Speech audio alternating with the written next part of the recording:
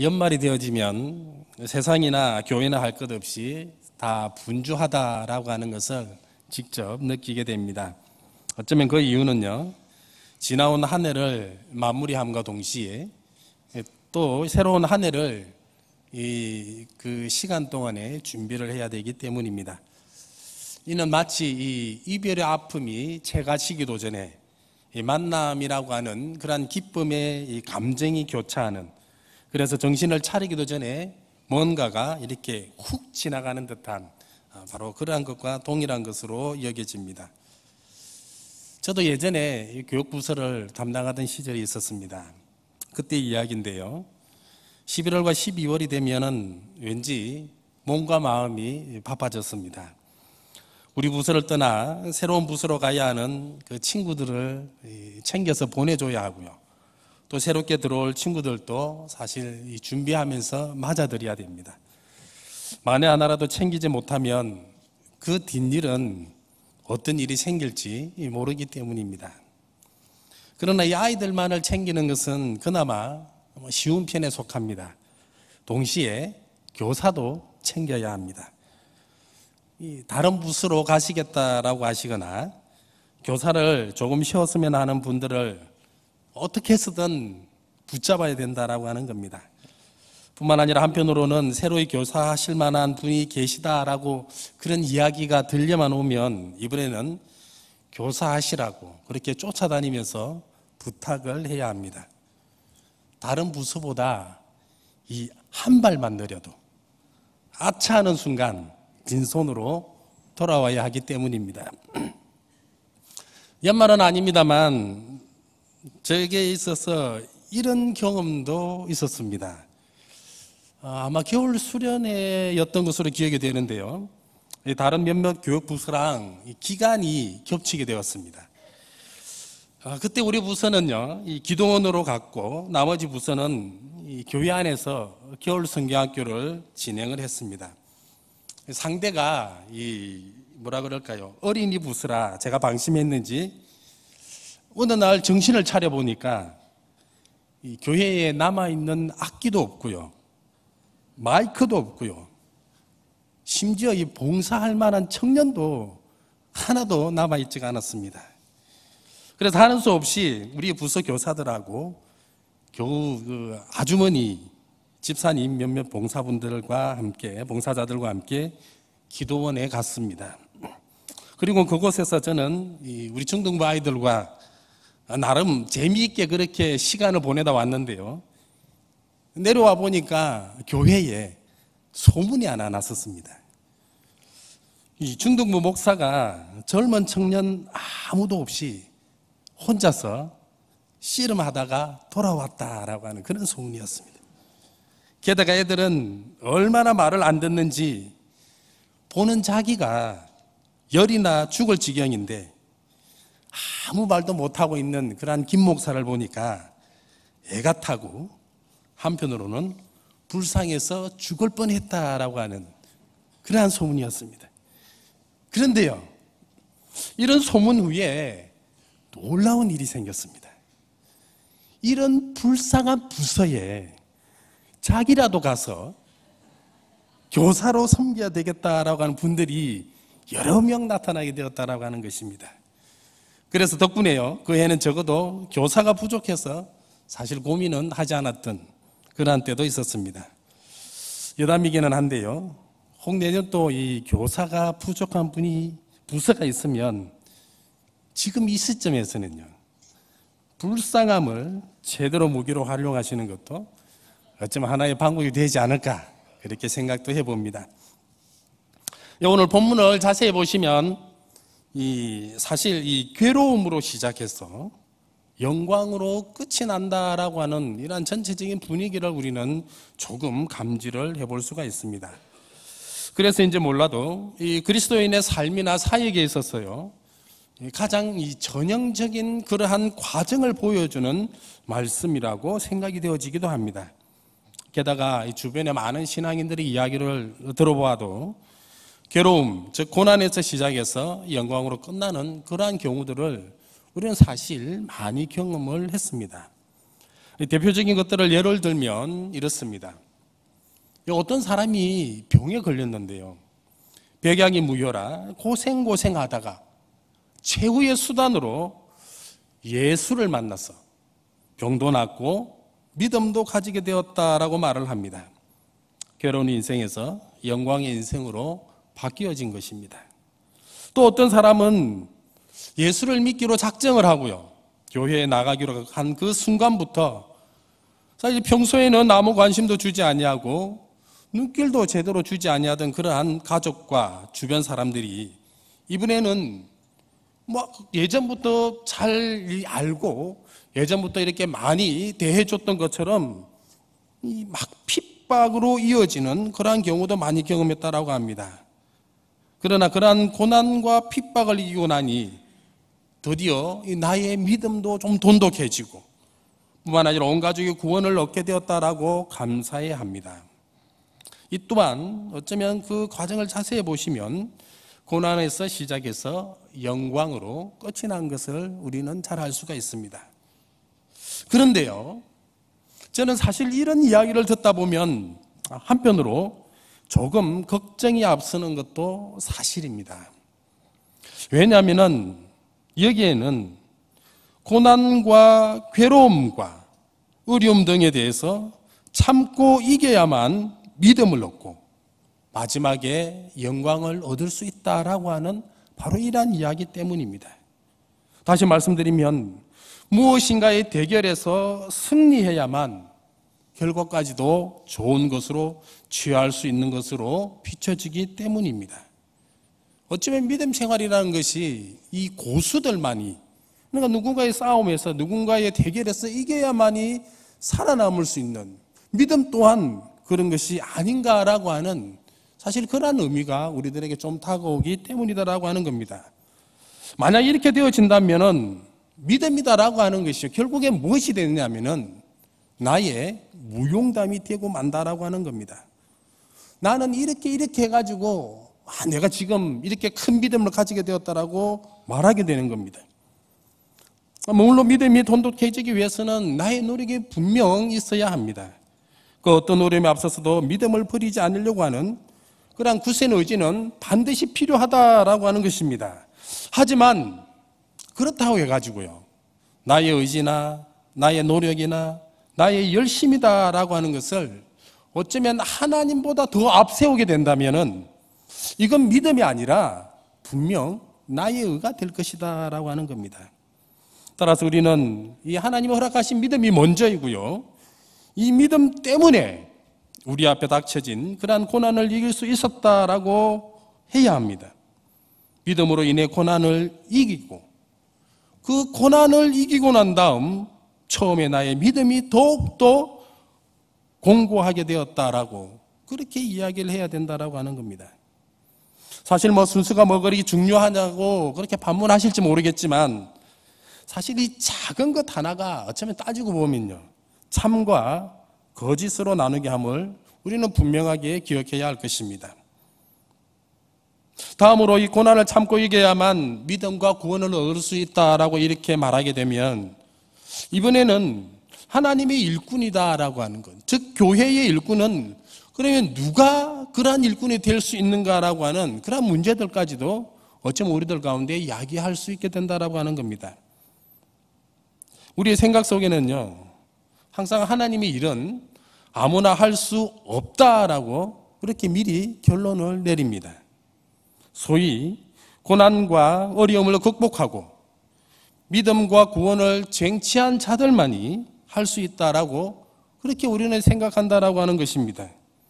그래서 최소한 신앙의 경력이 몇 년은 되어야 하고 다음으로 실력과 능력을 잘 갖추어야 하고 심지어 이 경제적인 능력이 있어야만 하나님이 일을 할 수 있다라고 그렇게 생각합니다.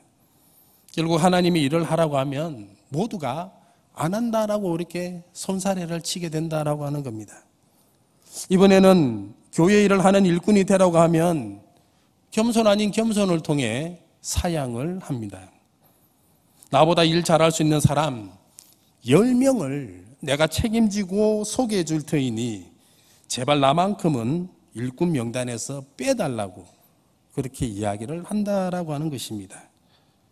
이 모든 현상의 원인이 바로 이 무엇인가 싸워서 쟁취한다라고 하는, 하다못해 최소한 인내하는 가운데 비로소 주어지는 그 믿음이 있다, 구원이 있다라고 그렇게 강조를 하다 보니까 그러한 것들 때문에 생겨난 하나의 기현상이 아닌가, 사실 저는 그렇게 생각을 해봅니다. 하지만 오늘 본문은요, 다시 한번 우리가 살펴보면은 이 괴로움에 시작해서 영광으로 끝나는 말씀을 우리들에게 주시려는 것은 분명 아닐 것입니다. 오히려 하나님의 일, 즉 교회의 일이 무엇이냐라고 하는 이것에 대한 분명한 대답을 주고 있고요. 두 번째는 누가 교회의 일꾼인가라고 하는 이러한 것에 대한 답을 주고 있고요. 마지막으로는 그럼 이 교회의 일꾼들은 어떻게 하나님과 교회의 일을 해야 되는가라고 하는 여기에 대한 분명한 교훈을 우리들에게 주시는 말씀이다라고 하는 것입니다. 먼저 이 하나님의 일이 무엇인가, 교회의 일이 무엇인가라고 하는 이것을 먼저 우리가 한번 살펴보도록 하겠습니다. 우리가 보았던 말씀인데요, 28절의 말씀입니다. 앞에 나와 있을 텐데요, 우리 자막을 보시면서 다 같이 한번 읽어보도록 하겠습니다. 28절의 말씀입니다. 우리가 그를 전파하여 각 사람을 권하고 모든 지혜로 각 사람을 가르치면 각 사람을 그리스도 안에서 완전한 자로 세우려 합니다. 자, 여러분들께 질문 하나 드려보겠습니다. 교회가 무슨 일을 하는 곳입니까?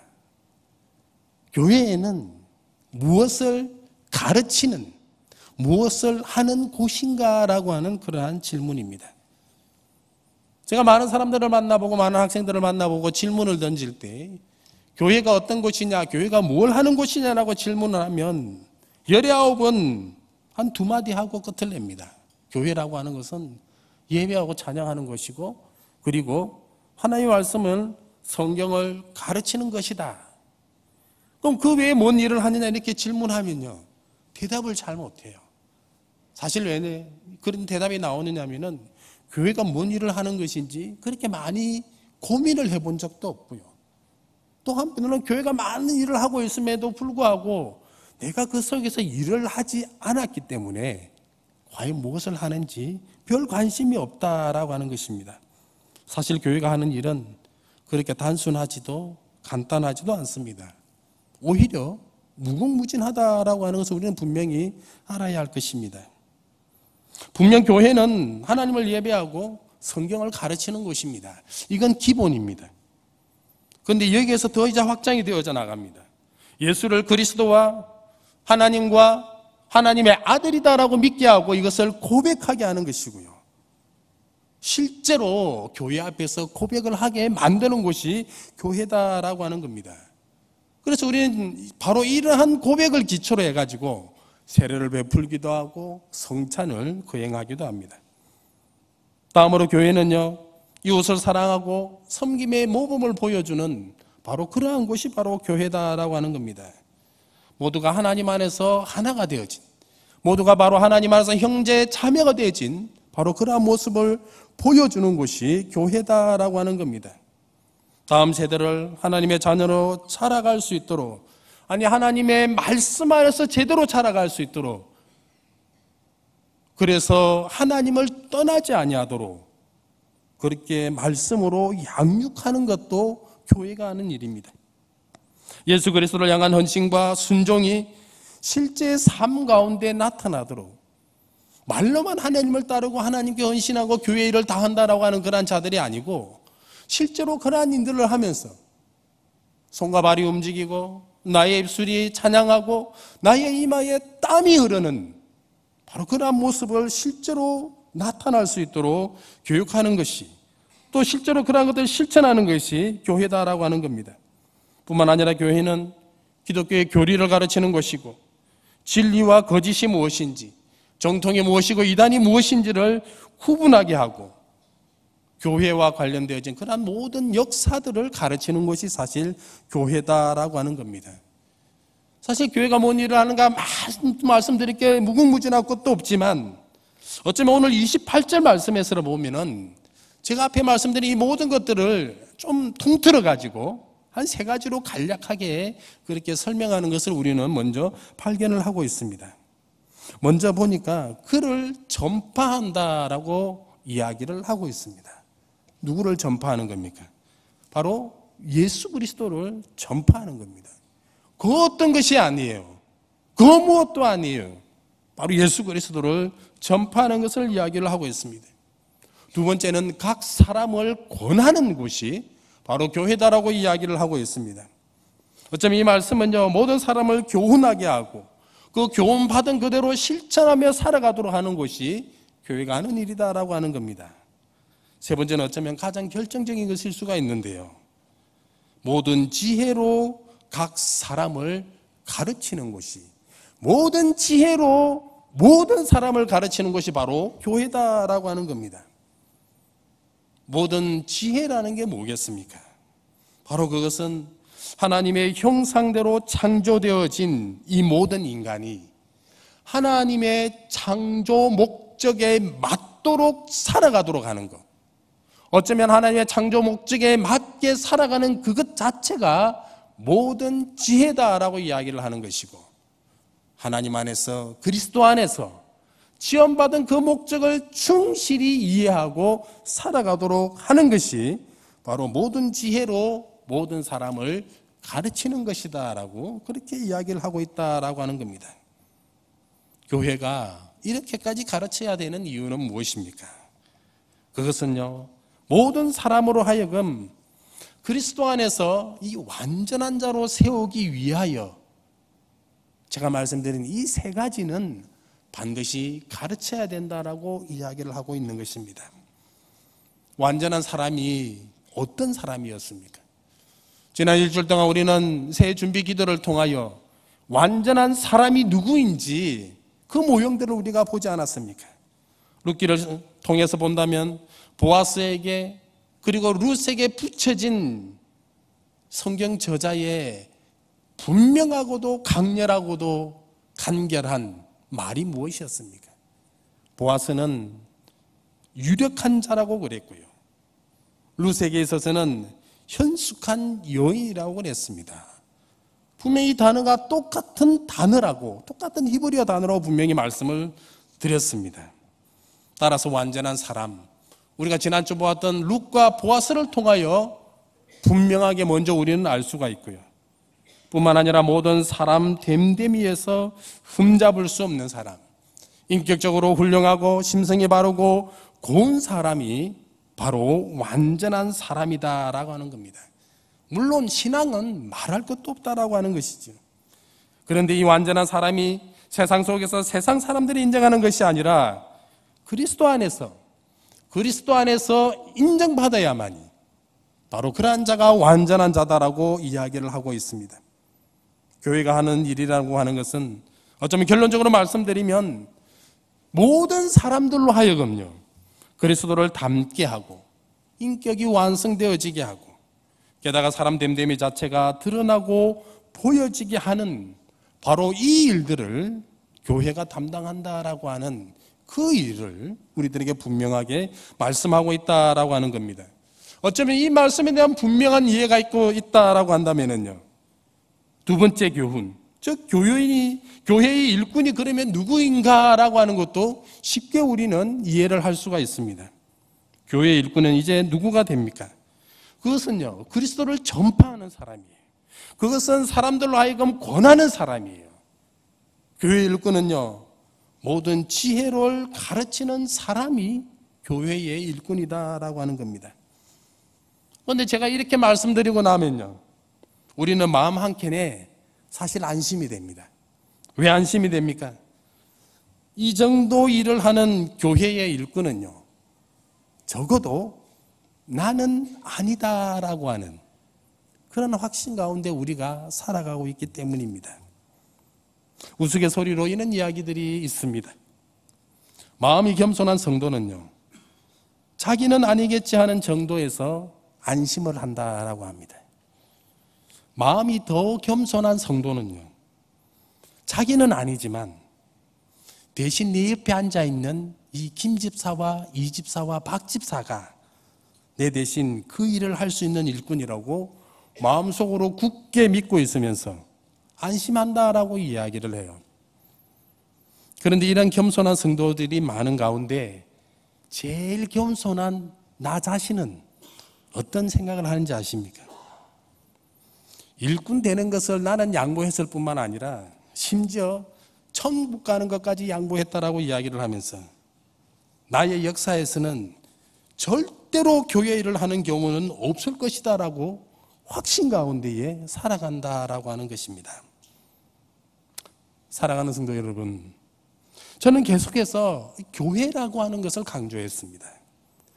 교회는요, 예수 그리스도를 주님으로 고백한 그 한 사람 한 사람 한 사람이 모여서 된 것이 바로 교회라고 하는 것입니다. 우리는 언제 예수 그리스도를 주님으로 고백했습니까? 여러분들은 언제 예수 그리스도를 주님으로 고백하셨습니까? 어쩌면 개인적으로도 고백도 하셨겠지만 대부분 세례 받을 때 다 고백을 하셨을 것입니다. 교회라고 하는 신앙과 믿음의 공동체 앞에서 그 세례 받는 그 순간에 우리 개개인의 신앙 고백과 더불어서 또 한편 우리가 고백한 게 있는데 그게 무엇이냐면요, 성도된 자로서 의무에 대해서도 우리는 고백했다라고 하는 겁니다. 그런데 재미있는 것은 세례받은 성도님들 많은 분들을 만나보면서 세례 때에 뭘 고백했냐 물어보면은 아무도 기억이 안 난다 그래요. 목사님 와가지고 물 뿌린 건 기억이 나는데 내가 뭘 아멘을 했는지 뭘 하겠다라고 이야기를 했는지 그건 기억이 안 난다 그래요. 제가 여기서 하나만 가르쳐 드릴게요. 우리는 성도된 자라서 고백한 게 있는데요, 다른 건 분명히 신앙을 가진다라고 했지만 그 중에 하나가 뭐냐면은 예수님의 가르침대로 복종하고 교회의 다스림에 복종하겠다라고 우리는 분명히 고백을 했습니다. 선서도 했습니다. 따르겠다고 이야기를 했습니다. 그래서 교회는 그 신앙 고백하고 자신의 의무로 고백하는 자들을 아멘으로 받아들이고 교회의 일원으로서 우리가 모두가 다 그렇게 인정을 해 주었다라고 하는 겁니다. 자, 그렇다라고 한다면 이런 고백을 하신 분들은요, 세례교인이다라고 한다면은 당연히 이제는 교회의 일꾼이 되어야 한다라고 하는 것은 당연히 해야 되는 것임을 우리는 분명히 기억하셔야 될 겁니다. 교회의 일꾼은 몇몇 직분자들에게만 허락된 것은 분명 아닙니다. 교회의 일꾼은요, 역전의 용사와 같이 신앙생활에 있어서 굵직굵직한 과거가 있어야만 할 수 있는 것도 아니다라고 하는 겁니다. 교회의 일꾼은 어쩌면 성도된 자들요, 내가 예수 그리스도를 믿겠다라고 내가 입으로 신앙 고백을 한 그 순간 이후로부터 당연히 해야 된다라고 하는 것이고, 당연히 교회의 일꾼이 되어야 된다라고 하는 것이고, 당연히 교회의 일을 맡아야 된다라고 하는 이것을 우리는 다시 한번 기억하셔야 될 것입니다. 마지막으로 이제 교회의 일꾼 된 우리는 그러면 하나님과 교회의 일을 어떻게 수행해야 하는지도 한번 생각해 보기를 원합니다. 그것은 오늘 말씀에서 너무나 간단하게 우리들에게 말씀을 해 주셨어요. 그것은 바로 기쁨으로 해야 된다라고 이 말씀을 우리들에게 해 주셨다라고 하는 겁니다. 24절 말씀입니다. 나는 이제 너희를 위하여 받는 괴로움을 기뻐한다. 사실 이 24절의 말씀에 보면 이 사도 바울이 오늘 이 골로새서를 기록했기 때문에 사도 바울의 경우를 우리가 한번 생각해 볼 수가 있습니다. 뿐만 아니라 이 24절 내가 너희를 위하여 받는 괴로움을 기뻐한다라고 하는 이것은 사실 먼저 이 두 가지로도 해석이 가능한 것임을 먼저 말씀드리고 싶어요. 즉 하나는 무엇이냐면은 하나님이 일을 한다, 교회의 일꾼이 된다라고 하는 것은 그 일을 시작하면 하나님의 일꾼이 되는 그 순간부터 무엇이 따라오느냐, 고난이 반드시 따라온다라고 하는 그 이야기를 우리들이 하고 있습니다. 다른 하나는요, 어쩌면 골로새서 말씀을 기록할 때 사도 바울이 지금 어디에 있느냐, 로마 감옥에 갇혀 있을 때니까 이 자기가 감옥에 갇혀 있다라고 하는 그러한 고난에도 불구하고 기뻐할 수 있었다라고 하는 바로 이 두 가지를 우리들로 하여금 말씀을 생각해 볼 수 있는 그런 가능성을 열어주고 있다라고 하는 겁니다. 하나님의 일꾼, 교회의 일꾼이 되면 고난이 반드시 따라온다라고 하는 것에 대해서는 저 자신 또한 전적으로 공감을 합니다. 특히나 이 일에 대해서 사탄 마귀가 그냥 두고 볼 리가 만무하기 때문입니다. 게다가 무엇인가 일을 시작하려고 할 때요, 고난을 경험한다라고 하는 것은 결코 유쾌한 그런 기분이 아닐 것입니다. 그래서 일을 하다가 기분이 상해서 중도에 포기하거나 그만둔 적이 한두 번이 아닙니다. 결국 우리는 사탄 마귀의 괴락뿐만 아니라 우리 스스로에 의해서도 쓰러지거나 넘어졌던 적이 너무나 많다라고 하는 것입니다. 그러나 동시에 이것도 한번 기억해 주면 좋겠습니다. 고난이라고 하는 것이 꼭 하나님의 일을 할 때만 오는 것인가 라고 하는 것입니다. 사실 고난은 하나님의 사람, 성도가 아니어도 인생을 살다 보면 마주칠 수밖에 없는 것이 우리는 잘 알고 있습니다. 예수를 믿지 않아도 병으로 고생하고 신앙생활을 하지 않아도 죽음을 맞이하고 죽음을 경험합니다. 때로는 실패를 겪기도 하고 때로는 넘어지기도 합니다. 그런데 중요한 것은 이러한 경우가 불신자들의 경우에 있어서 그러한 일들이 닥쳤다라고 하더라도 그네들 동안 인생을 쉽게 포기하지 않는다라고 하는 겁니다. 어떻게 해서든 이를 극복하려고 노력한다라고 하는 것이죠. 성도가 아니어도 그는 고난 앞에서는 이 고난을 넘어서려고 그렇게 노력한다라고 하는 겁니다. 어쩌면 고난이 또 하나의 삶이기 때문에 그러한 삶 가운데 모든 사람들은 살아간다라고 하는 것입니다. 따라서 이번엔 그러면 하나님과 교회의 일꾼이 되었다라고 한다면은 이 고난의 순간에 그러면 어떻게 하면 하나님의 사람들은 이것을 뛰어넘어야 되느냐, 어떠한 마음의 자세를 가져야 되느냐라고 한다면은 바로 담대함, 이것 하나만 있으면 저는 충분하지 않느냐 그렇게 생각을 해봅니다. 사실 제가 담대함이라고 간단하게 말씀드렸지만 이 담대함이라는 것은 하나님께서 책임을 져주시고 하나님께서 동행해 주시고 하나님께서 앞서가셔서 해결해 주신다라고 하는 바로 이러한 믿음을 일컫는 것입니다. 눈앞의 현실에 대해 그렇게 겁먹을 필요 없다라고 하는 것이죠. 하나님을 믿지 않는 세상의 사람들도 이것을 뛰어넘으려고 하는데 하나님을 믿는다고 하는 우리가 어떻게 그 고난 앞에서 쉽게 넘어가고 쉽게 포기하고 쉽게 좌절할 수 있느냐라고 하는 것입니다. 교회의 일꾼들에게 있어서 어쩌면 이 고난에 대해서 담대함으로 대처하는 건, 근데 이것보다 더 중요한 것이 있는데 그것이 무엇이냐? 제가 오늘 말씀을 보니까 그것은 바로 기뻐하는 것이라고 이야기를 하고 있습니다. 특별히 사도 바울에 있어서 기뻐한다라고 하는 이 말은요, 도저히 기뻐할 수 없는 가운데서 기뻐하는 바로 그것을 이야기를 하고 있습니다. 고난 가운데 있지만 그 고난을 넘어서서 기뻐하고 있다라고 하는 것입니다. 중요한 것은 무엇이 사도 바울로 하여금 이 고난 가운데 있는 사도 바울로 하여금 기뻐할 수 있도록 하게 했느냐라고 하는 것인데요, 그것은 하나님의 충만한 영으로 인하여 기뻐할 수 있었다라고 하는 겁니다. 뭘 이야기를 하는 걸까요?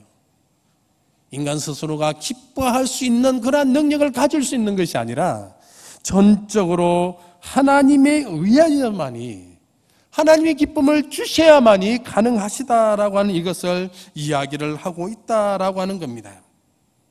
결국 기뻐한다라고 하는 이 말에는 또 어떤 의미가 들어가 있을까요? 그것은 교회의 일꾼은 교회의 일을 할 때에 자기 자신이 하는 것이 아니라 하나님께서 하시는 것임을 분명하게 알아야 된다라고 하는 겁니다.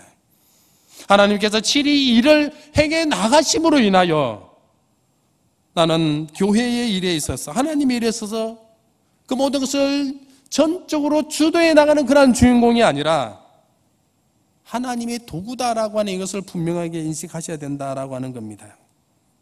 결국 하나님의 일을 함에 있어서, 교회의 일을 함에 있어서 내가 그 일을 행하고자 고집하지 아니하고, 내가 그 일을, 나만이 그 일을 해야 된다라고 그렇게 억지 부리지 아니하고, 내가 이번에는 그 일을 못하겠다고 핑계하지 말아야 된다라고 하는 이런 분명한 말씀까지도 우리들에게 주신다라고 하는 겁니다. 그러면 우리가 왜 이렇게까지 우리가 교회의 일을 감당해야 합니까? 어쩌면 나는 아무 감정이 없는 사람처럼, 어쩌면 나는 쓸개도 없는 사람처럼, 자존심을 무너뜨린 그러한 인간처럼 보이면서까지 우리가 하나님의 일을 하고 교회의 일을 해야 되는 이유가 무엇이냐라고 하는 겁니까? 그것은 결론적으로 말씀드리면 복음을 전하는 일이기 때문이다라고 하는 겁니다. 예수 그리스도를 전하기 때문입니다. 그리고 우리가 전하는 그 예수 그리스도가 궁극적으로 우리들에게 있어서는 진정한 우리의 소망이 되기 때문입니다. 만약 우리가 전하는 것이 우리가 하는 일이 복음을 전함이 아니고 예수 그리스도가 아니다라고 한다면은 우리 마음대로 우리 소용 닿는 대로 우리 기분에 닿는 대로 다 할 수가 있겠지만 복음인 이상 그 이후로부터 예수 그리스도가 되었다라고 하는 그 이상부터는 절대로 우리는 그러지 말아야 된다라고 하는 소중한 말씀도 오늘 우리들에게 주시고 계시다라고 하는 것입니다. 말씀을 맺도록 하겠습니다. 연말이라 우리 주변이 분주하고 어수선할지 압니다. 그러면서도 내년에는 어떻게 교회를 섬기며 교회의 어떤 일꾼이 될까 기도 중에 고민하는 분들도 틀림없이 계실 줄 압니다.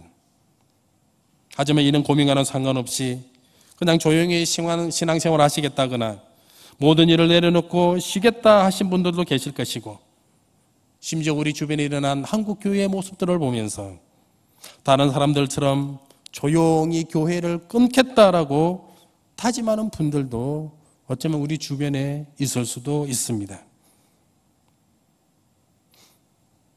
저와 여러분들은 오늘 주보에 간지로 사역 지원서가 첨부되었던 것을 분명 보셨을 것입니다. 이것을 받아드는 순간 벌써 이때가 되었나 이렇게 생각하는 분들도 계실 것이고, 어떤 분들은 정말 교회 가운데 내가 일해야 될 곳이 어디가 있는지 그렇게 숙고하는 분들도 분명 계실 것이고, 심지어 어떤 분들은 내가 하지 않더라도 다른 사람이 하겠지 하면서 무시하는 분들도 계실 것이고, 이것도 저것도 아니고 그냥 교회에 왔으니까 그냥 가만히 앉아 있다가 시간 되면 가시는 분도 분명히 있을 줄 압니다. 하지만 이것 하나만은 기억하시기를 부탁드립니다.